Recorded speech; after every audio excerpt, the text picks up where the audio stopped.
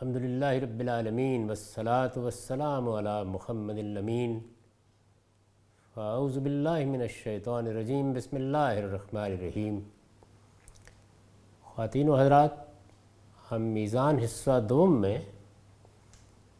قانون سیاست کے باب کا مطالعہ کر رہے ہیں۔ یہ تیسرا باب ہے۔ اس کی آخری فصل زیر بحث تھی۔ یہ فصل نظم حکومت کے زیر عنوان ہے۔ اس میں قرآن مجید کی جس آیت کو بنیاد بنایا گیا ہے وہ سورہ شورى کی آیت ہے، وَأَمْرُهُمْ شُورَىٰ بَيْنَهُمْ۔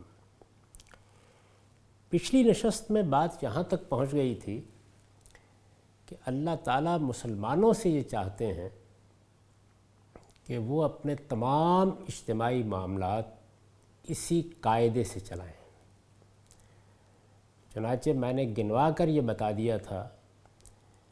کہ خواہ وہ ریاست کے نچلے درجے کے امور ہوں یا اوپر کے درجے کے،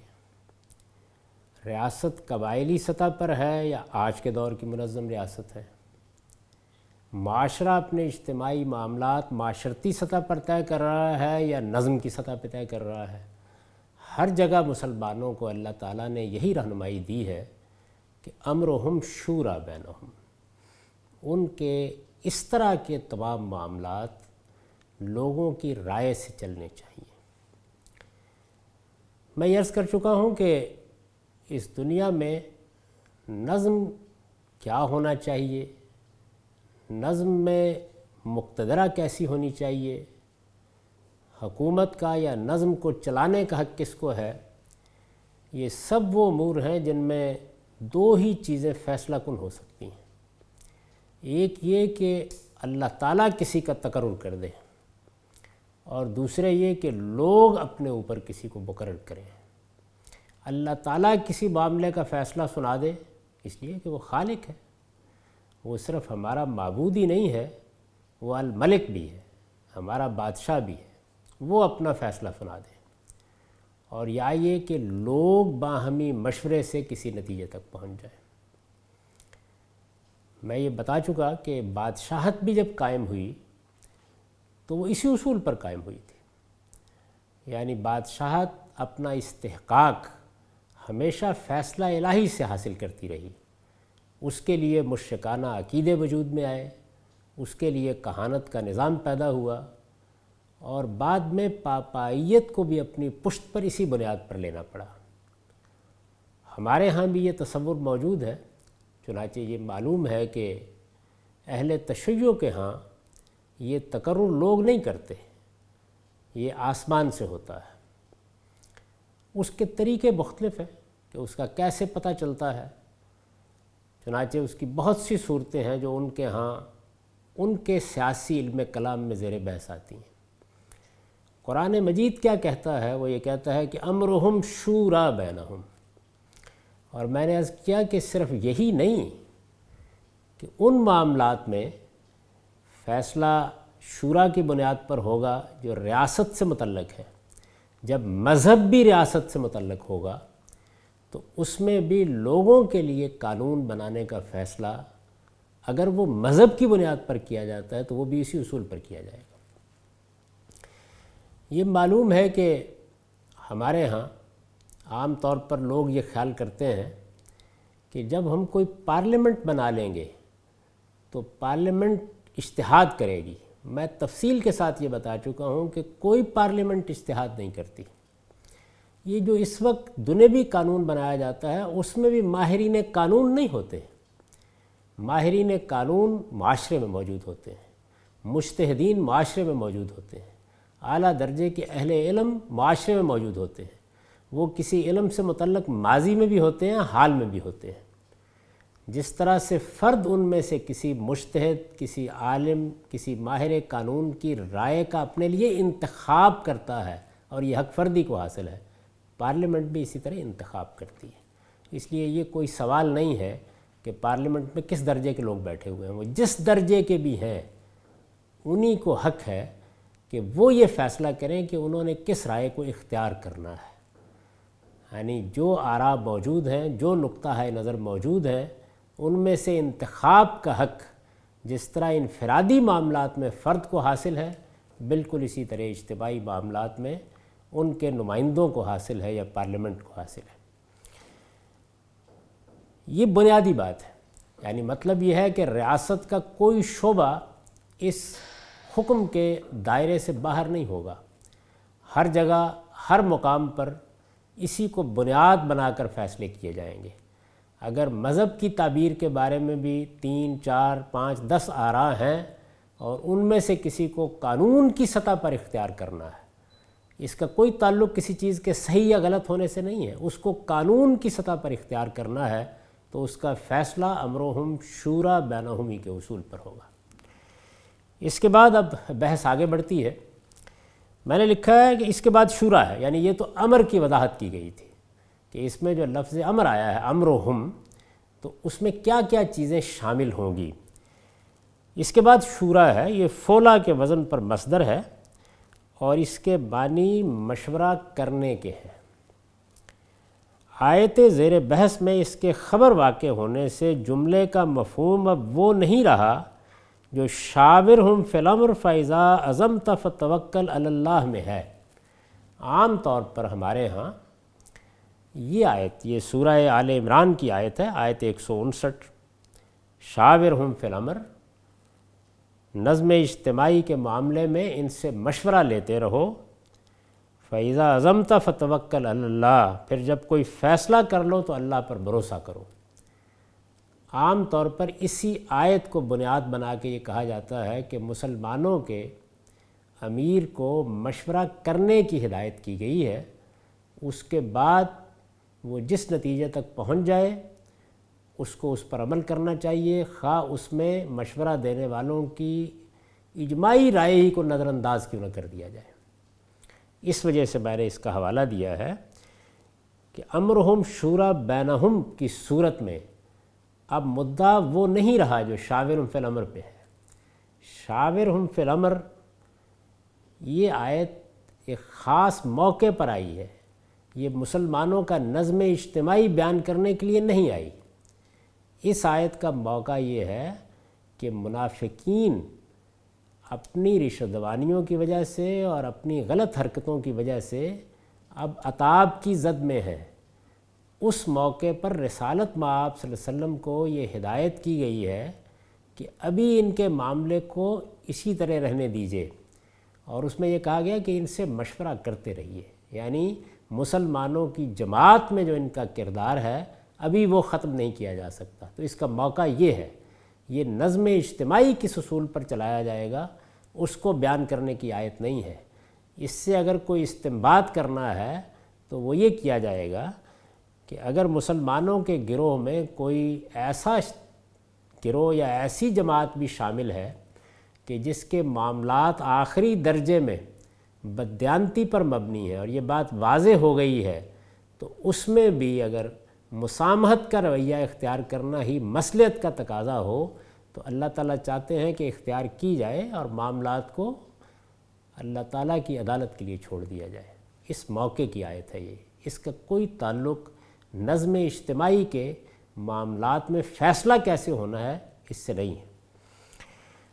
چنانچہ میں نے لکھا ہے کہ آیت زیر بحث میں اس کے خبر واقع ہونے سے جملے کا مفہوم اب وہ نہیں رہا جو شاورہم فی الامر فاذا عزمت فتوکل علی اللہ میں ہے، یعنی اس میں تو یہ بیان کیا گیا ہے کہ ان کو مشورے میں شریک رکھیے، یعنی ابھی انہیں جماعت سے کاٹا نہیں جائے گا، اگرچہ ان کی منافقت کے بہت سے شواہد سامنے آ گئے ہیں لیکن ابھی ان کے ساتھ نرمی اور مسامحتی کا معاملہ کیا جائے گا۔ یہ ہدایت ہے جو اس میں دی جا رہی ہے۔ مشورہ کرنا ہے، اس میں ان کی رائے ماننی ہے نہیں ماننی ہے، کس کی رائے فیصلہ کن ہونی ہے، یہ اس آیت میں زیر بحث نہیں ہے۔ ہمارے ہاں ایک بڑی بدقسمتی یہ ہوتی ہے کہ آیت ہو یا روایت، دونوں کو اس کے موقع محل میں رکھ کے دیکھنے کی بجائے اس کو وہاں سے اٹھا لیا جاتا ہے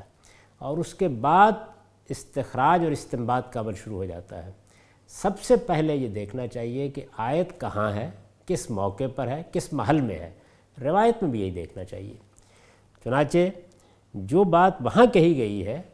اس سے بالکل مختلف بات ہے جو امرہم شورا بینہم میں کہی جا رہی ہے۔ وہی بات کہنی مقصود ہوتی تو الفاظ غالباً یہ ہوتے وَفِي الْأَمْرِ هُمْ يُشَاوِرُونَ، اور معاملات میں ان سے مشورہ لیا جاتا ہے۔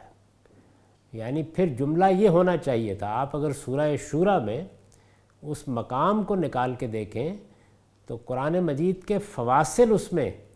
یہی تقاضا کرتے ہیں کہ اس طرح کا جملہ ہونا چاہیے تھا وَفِي الْأَمْرِ هُمْ يُشَاوِرُونَ، اس کو تبدیل کر کے یہ کہا ہے وَأَمْرُهُمْ شُورَى بَيْنَهُمْ۔ اس صورت میں یعنی اگر وہ الفاظ ہوتے وَفِي الْأَمْرِ هُمْ يُشَاوِرُونَ کے الفاظ ہوتے جن کا میں نے ترجمہ یہ کیا ہے کہ اور معاملات میں ان سے مشورہ لیا جاتا ہے، اگر وہ الفاظ ہوتے، اس صورت میں ضروری تھا کہ معاشرہ امیر و مامور میں پہلے سے تقسیم ہو چکا ہوتا، یعنی اس میں پھر یہ چیز زیر بحث نہیں تھی کہ معاشرے کے نظم کو چلانے کے لیے کسی کو امیر، کسی کو امام، کسی کو خلیفہ مقرر کیا گیا یا نہیں کیا گیا، یعنی وہ تو پہلے ہی سے موجود ہے، بات آگے سے ہو رہی ہے۔ جیسے شاورہم فی الامر میں ہے، رسالت مآب صلی اللہ علیہ وسلم اللہ تعالیٰ کی طرف سے منصب نبوت پر فائز کر کے بھیج دیے گئے ہیں، آپ موجود ہیں اور آپ کے سامنے آپ کے متبعین ہیں، ان میں کچھ لوگ منافقت کے ساتھ بھی شامل ہو گئے ہیں،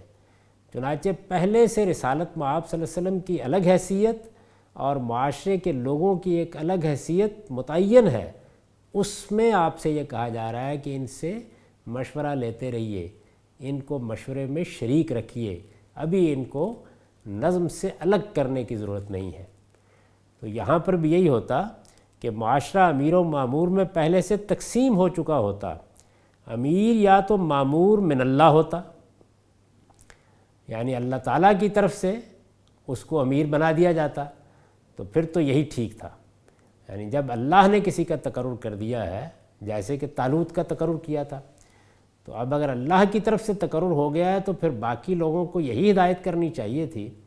کہ وہ مشورہ دیں، اور اس کو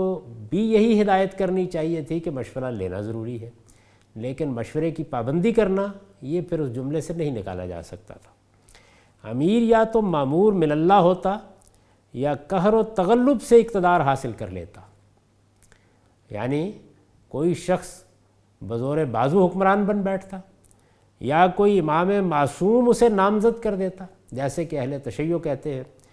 تو ان میں سے کوئی صورت ہوتی۔ بہرحال وہ کہیں سے بھی آتا اور کسی طرح بھی امارت کے منصب تک پہنچتا، صرف اسی بات کا پابند ہوتا کہ قومی معاملات میں کوئی رائے قائم کرنے سے پہلے لوگوں سے مشورہ کر لے، یعنی اگر جملہ یہ ہوتا وَفِي الْأَمْرِ هُمْ يُشَاوِرُونَ، معاملات میں ان سے مشورہ لیا جاتا ہے، تو جو بھی امیر ہوتا اور جیسے بھی آتا، جو بھی حکمران ہوتا اور جیسے بھی آتا، وہ صرف اس بات کا پابند ہوتا کہ اسے فیصلہ کرنے سے پہلے مشورہ لینا چاہیے۔ جیسے کہ ہم قرآن مجید میں دیکھتے ہیں کہ ملکہ بلقیس نے سیدنا سلیمان کا خط موصول ہونے کے بعد اپنے دربار کے امراء سے یہ کہا تھا کہ اس معاملے میں مجھے مشورہ دو، تو مشورہ لینے کا پابند ہوتا، صرف اسی بات کا پابند ہوتا کہ قومی معاملات میں کوئی رائے قائم کرنے سے پہلے لوگوں سے مشورہ کر لے۔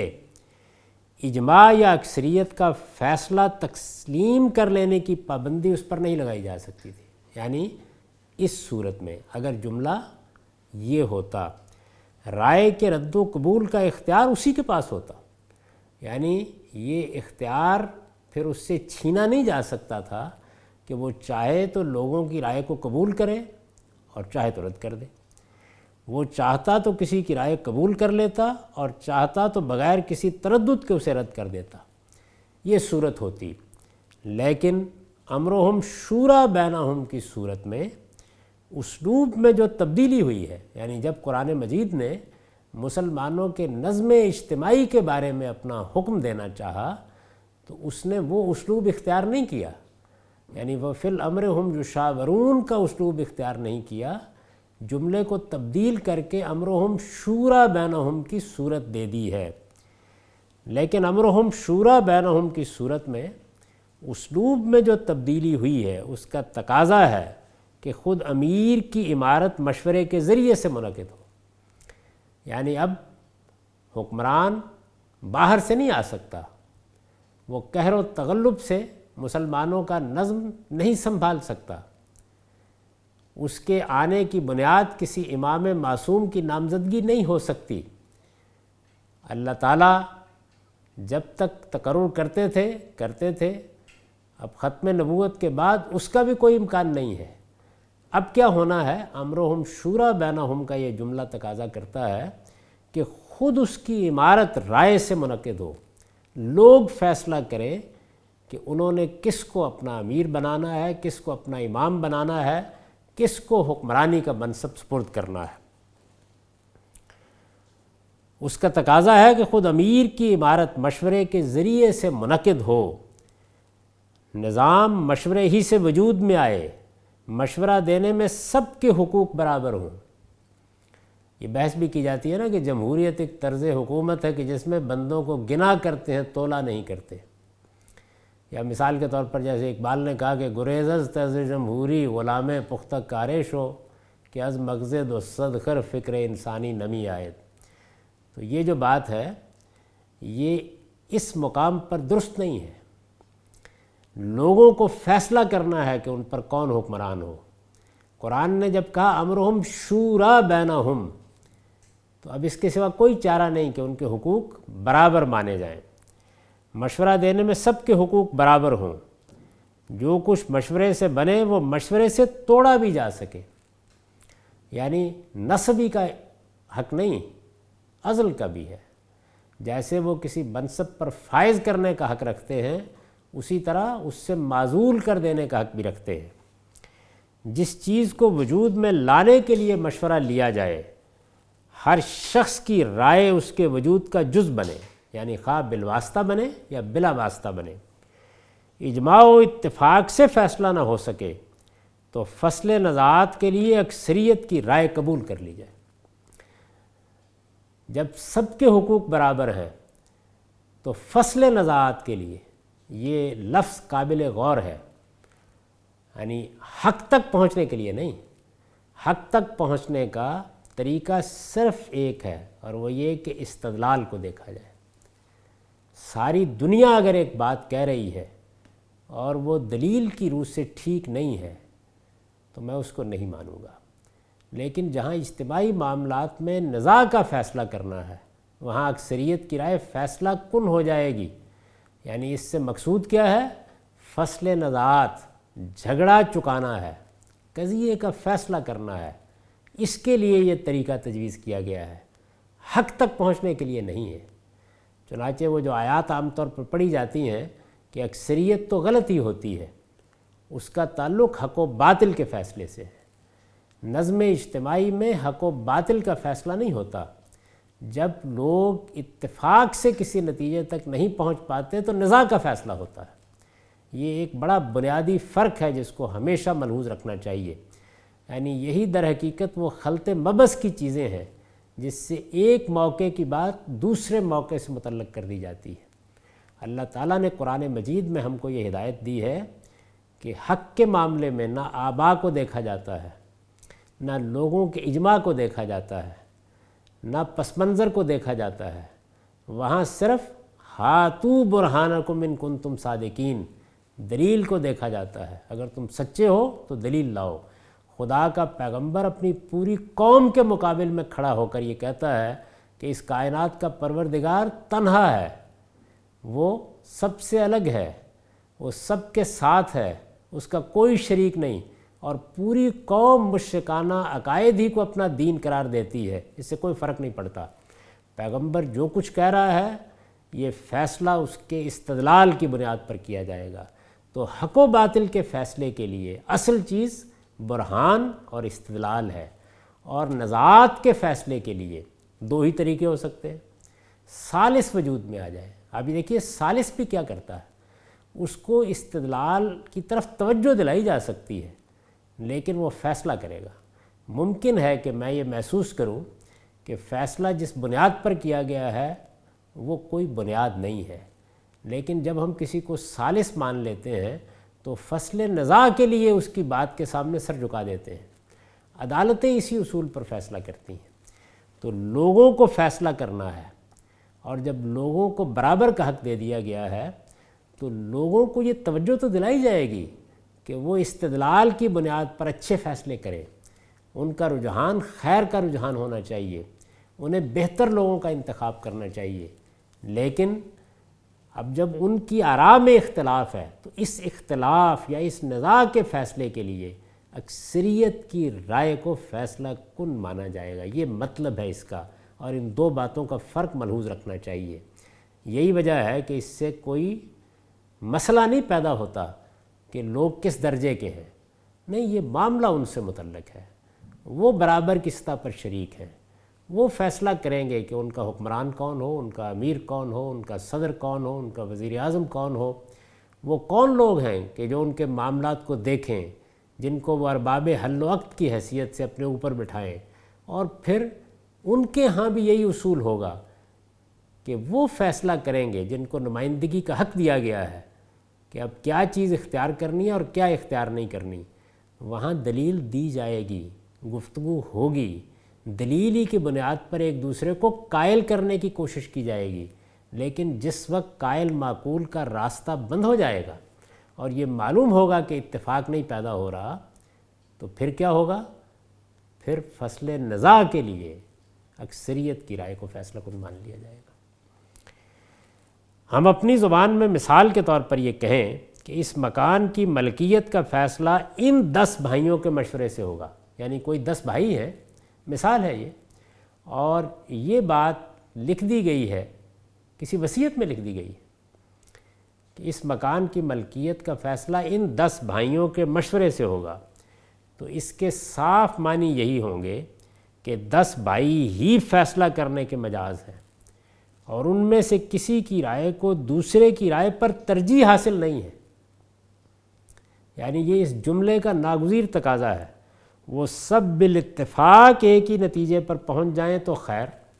ورنہ ان کی اکثریت کی رائے فیصلہ کن قرار پائے گی۔ لیکن یہی بات اگر اس طرح کہی جائے کہ مکان کی ملکیت کا فیصلہ کرتے وقت ان 10 بھائیوں سے مشورہ کیا جائے گا، تو اس کے معنی یہ ہوں گے کہ فیصلہ کرنے کا اختیار ان 10 بھائیوں کو چھوڑ کر کسی اور شخص کے پاس ہے، اصل رائے اسے قائم کرنی ہے اور اسی کی رائے نافذ العمل ہوگی۔ رائے قائم کرنے سے پہلے البتہ اسے چاہیے کہ ان بھائیوں سے بھی مشورہ کرے،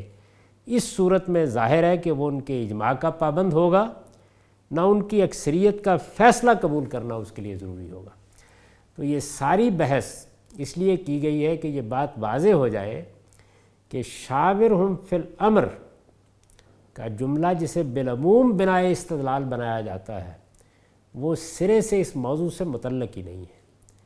اس موضوع سے متعلق قرآن مجید کی ہدایت امرہم شورا بینہم کے الفاظ میں بیان ہوئی ہے، اس کی تحلیل کر کے میں نے یہ بتایا ہے کہ اس جملے نے، قرآن مجید کے اس ارشاد نے تمام مسلمانوں کو برابر کی سطح پر فیصلے کا اختیار دے دیا ہے، اور جب یہ اختیار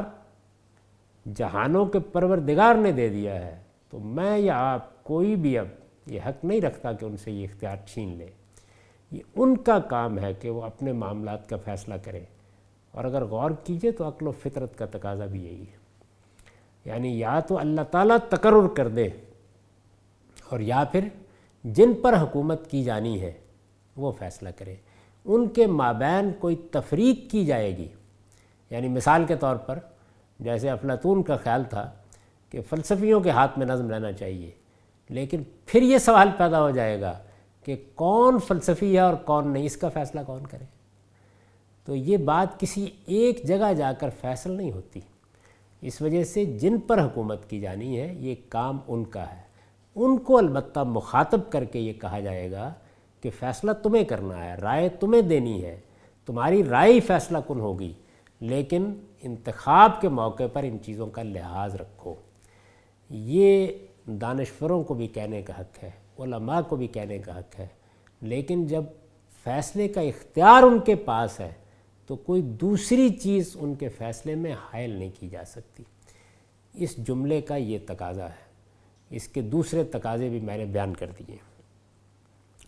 ہمارے نزدیک چونکہ مسلمانوں کے اجتماعی نظام کی اساس امرہم شورا بینہم ہے، یعنی شاورہم فی الامر نہیں ہے، امرہم شورا بینہم ہے، اس لیے ان کے امراء و حکام کا انتخاب اور حکومت و عمارت کا انعقاد مشورے ہی سے ہوگا۔ یعنی اب گویا اللہ تعالیٰ نے ختم نبوت کا اعلان کر دیا ہے تو ان کی جانب سے نہ تقرر ہوگا نہ فیصلہ سنایا جائے گا، یعنی کسی بھی معاملے میں۔ حد یہ ہے کہ اب قرآن مجید کو بھی لوگوں کو سمجھنا ہے، کسی حدیث کا مفہوم بھی لوگوں کو متعین کرنا ہے۔ ان میں سے اہل علم اگر کوئی رائے قائم کریں گے تو انہی کو انتخاب کرنا ہے کہ وہ کس کی رائے قبول کرتے ہیں اور کس کی رائے قبول نہیں کرتے۔ ہماری امت کی تاریخ پر اگر آپ نگاہ ڈالیں تو اس معاملے میں بھی یہی اصول کار فرما ہوا ہے، یعنی کیا لوگوں کو بزرگ یہ منوایا گیا تھا کہ وہ کئی کروڑ کی تعداد میں امام ابو حنیفہ کی رائے کو قبول کر لیں یا امام شافعی کی رائے کو قبول کر لیں؟ ایسا نہیں ہوا، یعنی لوگ انتخاب کرتے چلے گئے، اور یہی انتخاب ہے جو انہوں نے مجتہدین میں سے کسی مجتہد کا کیا، ایسے ہی وہ اپنے لیے ارباب حل وقت کا انتخاب کریں گے اور بالکل اسی طریقے سے حکمران کا انتخاب کریں گے۔ یہ حق ان کو حاصل ہے، انتخاب کا حق، ان کی رائے کو متاثر کرنے، ان کی رائے کو بہتر بنانے، ان کو رہنمائی دینے، یہ جتنے کام ہیں ان کے لیے علماء دانشور اپنی ذمہ داری ہر معاشرے میں انجام دیتے ہیں، وہ انجام دیں گے۔ یہاں زیر بحث جو چیز ہے وہ یہ ہے کہ فیصلہ کس کے پاس ہے، یعنی عام آدمی کیا کرتا ہے، وہ آراء میں سے کسی رائے اور افراد میں سے کسی فرد کی رہنمائی کو رد یا قبول کرتا ہے۔ علمی کام معاشرے میں ہو رہے ہوتے ہیں، سائنسی معاملات میں بھی اہل علم ہی اپنی لیبارٹری میں بیٹھے ہوئے، معمل میں بیٹھے ہوئے نتائج نکال رہے ہوتے ہیں، چیزیں سامنے آتی ہیں۔ صحت ہر انسان کا مسئلہ ہے، ڈاکٹر حضرات ہی ہیں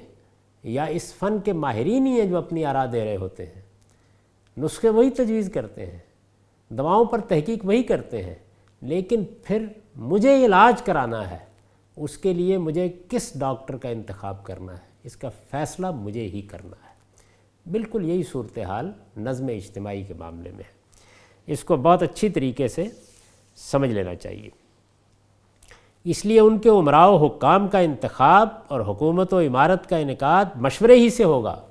اور عمارت کا منصب سنبھال لینے کے بعد بھی وہ یہ اختیار نہیں رکھتے کہ اجتماعی معاملات میں مسلمانوں کے اجماع یا اکثریت کی رائے کو رد کر دیں۔ مسلمانوں کی اکثریت کی رائے کو تبدیل کرانے کی کوشش علم سے، استدلال سے ہر شخص کا حق ہے، لیکن جب تک ان کی رائے میں تبدیلی نہیں آتی، فیصلہ کن انہی کی رائے ہوگی۔ صاحب تفہیم القرآن مولانا سید ابواللہ صاحب مودودی اس آیت کی تفسیر میں لکھتے ہیں، یہ بات تاریخی طور پر معلوم ہے کہ مولانا سید ابواللہ صاحب مودودی کا نقطہ نظر وہی تھا جو عام طور پر ہمارے ہاں سمجھا جاتا ہے کہ امیر المومنین قہر و تغلب سے بھی آ سکتا ہے، اس کو صرف مشورے کا پابند بنایا گیا کہ مشورہ کرے۔ اس کے بعد نتیجہ کیا نکلتا ہے وہ اس کی رائے کے موافق بھی ہو سکتا ہے، اس کے مخالف بھی ہو سکتا ہے، اس کے رد و قبول کا اختیار اسی کو حاصل ہے۔ وہ اسی نقطہ نظر کے حامل تھے۔ جب 1941 میں استاذ امام مولانا امین حسن اصلاحی نے انہیں توجہ دلائی تو پہلا اختلاف اسی پر ہوا تھا۔ یہی اختلاف ایک طویل عرصے تک موجود رہا، اس پر بحث مباحثہ بھی ہوتا رہا۔ اسی بنیاد پر مولانا امین حسن اصلاحی الگ ہوئے، لیکن بعد میں مولانا سید ابواللہ مودودی صاحب نے اپنی رائے تبدیل کی۔ اہل علم کے مابین یہ چیز ہوتی رہتی ہے، یعنی ایک موقع پر وہ استدلال کی بنیاد پر ایک رائے قائم کرتے ہیں، اس کی غلطی واضح ہو گئی تو انہوں نے اپنی رائے تبدیل کر لی۔ یہ رائے تبدیل کرنے کے بعد پھر انہوں نے بہت وضاحت کے ساتھ، اور شاید ہمارے علم کی تاریخ میں سب سے زیادہ وضاحت کے ساتھ اس نقطہ نظر کو سورہ شورا کی اس آیت کی تفسیر میں لکھا اس وجہ سے میں نے اس خاص پس منظر کی وجہ سے ان کا انتخاب کیا ہے کہ جس خوبصورتی کے ساتھ پھر انہوں نے اس سارے نقطہ نظر کو بیان کیا وہ شاید کسی اور نے بیان نہیں کیا۔ صاحب تفہیم القرآن مولانا سید ابواللہ صاحب مودودی اس آیت کی تفسیر میں لکھتے ہیں، امرہم شورا بینہم کا قاعدہ خود اپنی نوعیت اور فطرت کے لحاظ سے 5 باتوں کا تقاضا کرتا ہے۔ یعنی انہوں نے یہ اصولی بات پہلے بیان کر دی کہ اس میں فی الواقع ہمارے نظم اجتماعی کے لیے ایک قاعدہ بیان کیا گیا ہے، ایک قانون بیان کیا گیا ہے، اور پھر یہ بتایا کہ یہ جملہ جس قانون کو بیان کرتا ہے اس سے 5 باتیں لازم آتی ہیں۔ پھر وہ 5 باتیں انہوں نے بیان کی ہیں۔ اول یہ کہ اجتماعی معاملات جن لوگوں کے حقوق اور مفاد سے تعلق رکھتے ہیں انہیں اظہار رائے کی پوری آزادی حاصل ہو۔ یعنی اب چونکہ لوگوں کو فیصلہ کرنا ہے تو اگر ان کی رائے پر کوئی قدغن لگائی جائے گی تو اس کے معنی یہ ہے کہ پھر فیصلے کا اختیار ان کے پاس نہیں ہے۔ انہیں اظہار رائے کی پوری آزادی حاصل ہو اور وہ اس بات سے پوری طرح باخبر رکھے جائیں کہ ان کے معاملات فی الواقع کس طرح چلائے جا رہے ہیں،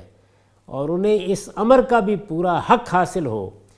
کہ اگر وہ اپنے معاملات کی سربراہی میں کوئی غلطی یا خامی یا کوتاہی دیکھیں تو اس پر ٹوک سکیں، احتجاج کر سکیں، اور اصلاح ہوتی نہ دیکھیں تو سربراہ کاروں کو بدل سکیں۔ یعنی چونکہ اختیار ان کے پاس ہے تو یہ اس اختیار کے لازمی تقاضے ہیں جو مولانا نے بیان کر دیے ہیں۔ لوگوں کا منہ بند کر کے اور ان کے ہاتھ پاؤں کس کر اور ان کو بے خبر رکھ کر ان کے اجتماعی معاملات چلانا صریح بددیانتی ہے، جسے کوئی شخص بھی امرہم شورا بینہم کے اصول کی پیروی نہیں مان سکتا۔ یہ پہلی بات ہے۔ دوم یہ کہ اجتماعی معاملات کو چلانے کی ذمہ داری جس شخص پر بھی ڈالنی ہو اسے لوگوں کی رضامندی سے مقرر کیا جائے، اور یہ رضامندی ان کی آزادانہ رضامندی ہو۔ جبر اور تخفیف سے، یعنی لوگوں کو ڈرا کر حاصل کی ہوئی یا تحریص و اطماع سے خریدی ہوئی، یعنی طمع دے کر ان کے حرص کی جبلت کو کوئی غذا فراہم کر کے، یا تحریص و اطماع سے خریدی ہوئی یا دھوکے اور فریب اور مکاریوں سے کھسوٹی ہوئی رضامندی در حقیقت رضامندی نہیں ہے۔ ایک قوم کا صحیح سربراہ وہ نہیں ہوتا جو ہر ممکن طریقے سے کوشش کر کے اس کا سربراہ بنے، بلکہ وہ ہوتا ہے جس کو لوگ اپنی خوشی اور پسند سے اپنا سربراہ بنائیں۔ یعنی رضامندی ایسی ہونی چاہیے جس سے حکمران کا تقرر ہو۔ سوم یہ کہ سربراہ کار کو مشورہ دینے کے لیے بھی وہ لوگ مقرر کیے جائیں۔ یعنی اب یہ ہے کہ پارلیمنٹ یا شورا جو بھی آپ کہیے، اس کے لیے بھی ضروری ہے کہ اس میں وہ لوگ مقرر کیے جائیں جن کو قوم کا اعتماد حاصل ہو، اور ظاہر بات ہے کہ ایسے لوگ کبھی صحیح معنوں میں حقیقی اعتماد کے حامل قرار نہیں دیے جا سکتے، جو دباؤ ڈال کر یا مال سے خرید کر یا جھوٹ اور مکر سے کام لے کر یا لوگوں کو گمراہ کر کے نمائندگی کا مقام حاصل کریں۔ چہارم یہ کہ مشورہ دینے والے اپنے علم اور ایمان و ضمیر کے مطابق رائے دیں، اور اس طرح کے اظہار رائے کی انہیں پوری آزادی حاصل ہو۔ یہ بات جہاں نہ ہو، جہاں مشورہ دینے والے کسی لالچ یا خوف کی بنا پر یا کسی جتھا بندی میں کسے ہوئے ہونے کی وجہ سے، جیسے کہ ہمارے ہاں عام طور پر پارٹیوں میں ہوتا ہے، خود اپنے علم اور ضمیر کے خلاف رائے دیں، وہاں در حقیقت خیانت اور غداری ہوگی، نہ کہ امرہم شورا بینہم کی پیروی۔ پنجم یہ کہ جو مشورہ اہل شورا کے اجماع اتفاق رائے سے دیا جائے یا جسے ان کے جمہور اکثریت کی تائید حاصل ہو اسے تسلیم کیا جائے، کیونکہ اگر ایک شخص یا ایک ٹولہ سب کی سننے کے بعد اپنی منمانی کرنے کا مختار ہو تو مشاورت بالکل بے معنی ہو جاتی ہے۔ اللہ تعالیٰ یہ نہیں فرما رہا ہے کہ ان کے معاملات میں ان سے مشورہ لیا جاتا ہے، یہ وہی بات ہے جو میں نے اوپر واضح کی، بلکہ یہ فرما رہا ہے کہ ان کے معاملات آپس کے مشورے سے چلتے ہیں۔ اس ارشاد کی تعمیل محض مشورہ لینے سے نہیں ہو جاتی، بلکہ اس کے لیے ضروری ہے کہ مشاورت میں اجماع یا اکثریت کے ساتھ جو بات طے ہو اسی کے مطابق معاملات چلیں۔ یعنی یہ امرہم شورا بینہم کے قاعدے کے لازمی تقاضے ہیں۔ اس کو مولانا نے بڑی خوبی کے ساتھ بیان کر دیا ہے۔ اسی جگہ ہم آج کی نشست کو ختم کرتے ہیں، آگے کے مباحث اگلی نشست میں انشاءاللہ سامنے آ جائیں گے۔ اقول قولی ھذا واستغفر اللہ لی ولکم ولسائر